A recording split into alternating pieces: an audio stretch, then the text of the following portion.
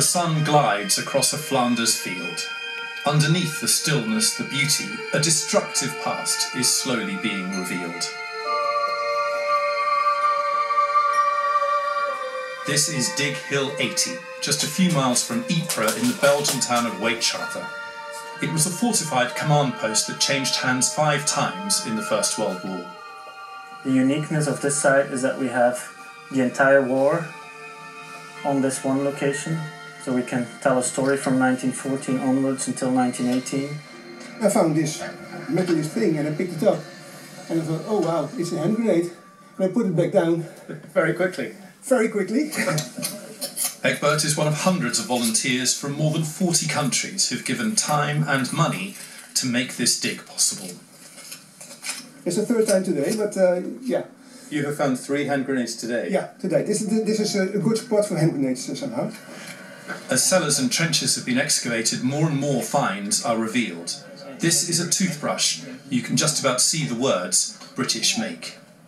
In the last 3 months, the volunteers here have found more than 3,000 artefacts. Some are in incredible condition, like this. It's a British Army water bottle.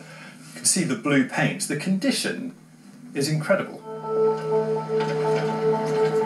What is it? A box full of Mills hand grenades.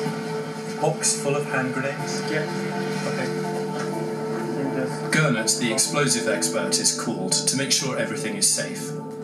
So I can't see if there's a safety pin inside. We take 30 meters, please. 30 meters? 30 meters. Okay.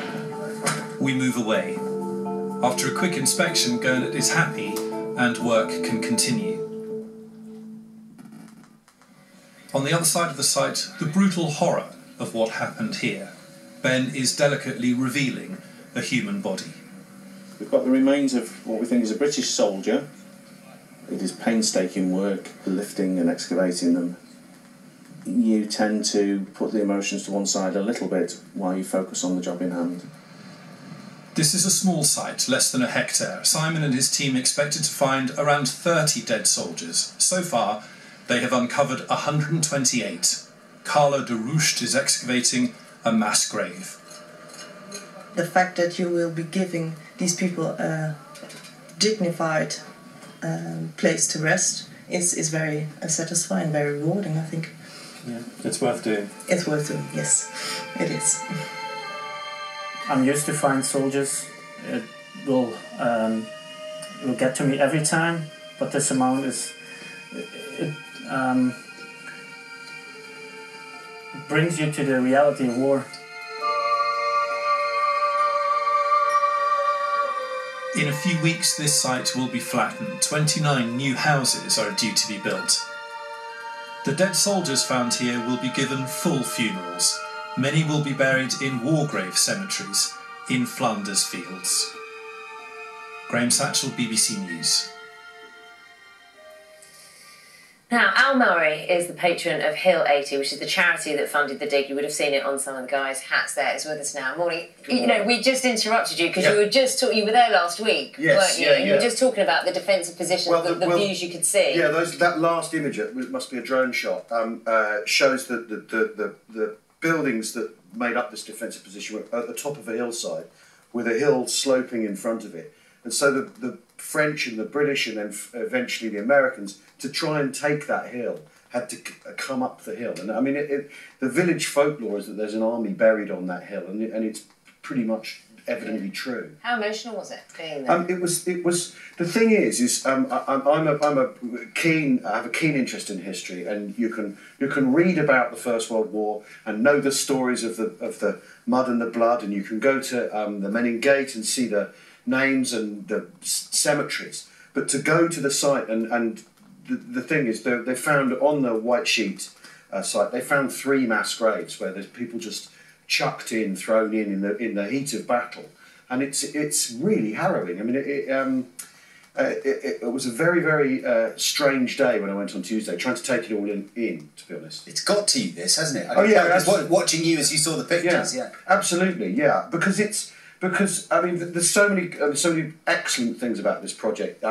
It's crowd-funded. People from all over the world have come to work on it, and you know, you've a scene of international conflict where people from lots of nations died, but now 100 years later, people from all over the world working together to uncover the truth. It's like they're peeling this archaeological onion. It's incredible. Graham was saying at the end of that piece that the houses will still be built, and that will be a housing estate. Yeah. I don't know, that doesn't sit very easy now. We know what's underneath. Yes, but the whole of that part of the world, especially that ridge, is basically a great big graveyard like that. I mean, this is the wonderful thing about this project is the people who died there will be laid to rest. I mean, it was extraordinary. The way they've dug the site is they have a digger and he scrapes 4 inches of earth off, and then they see a darkened patch of earth, which would be where shells landed and exploded and compacted the ground, and then these lighter strips of earth, which are where trenches have been filled back in, and the whole site mapped out for you of the scene of a battle and what happened in the First World War. I mean, it's quite a staggering place. It's amazing how projects like this bring so many diverse amount of people together.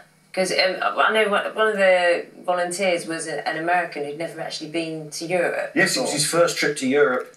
To work on the site, and the day before I arrived, he'd been working on the site with a Russian, digging up these lads from Bavaria, basically, which is mainly the units that were found fighting on that hill.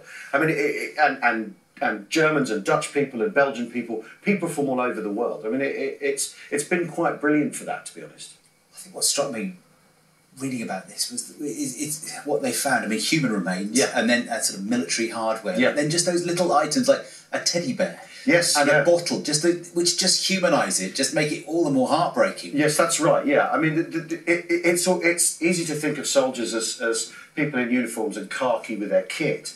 But you get into, I mean, because these people lived there as well as died there. And a lot of them were very young. And they're very young. We were probably as young as 15, some of them. I mean, this is the thing. But from all, you get a glimpse into their lives and what trench life was like. I mean, one of the interesting things is there's one of the trenches they've uncovered.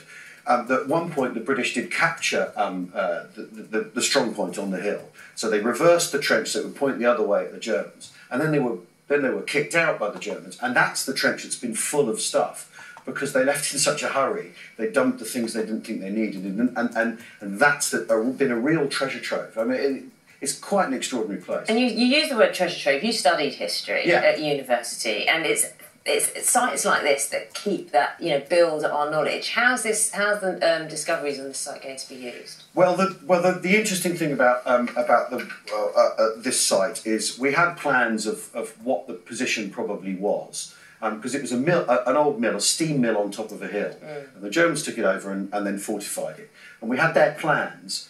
So what we've been able to do is dig it and see if the plans are consistent and actually have a look, because the German fortifications were a thing they specialised in, a thing they were supposedly much better at than their opponents. So we've been able to find that out. But really, it's a way of having a proper look at a snapshot of what life was like on the Western Front. It's a fascinating project. It's great talking to you about it. I don't know if you've noticed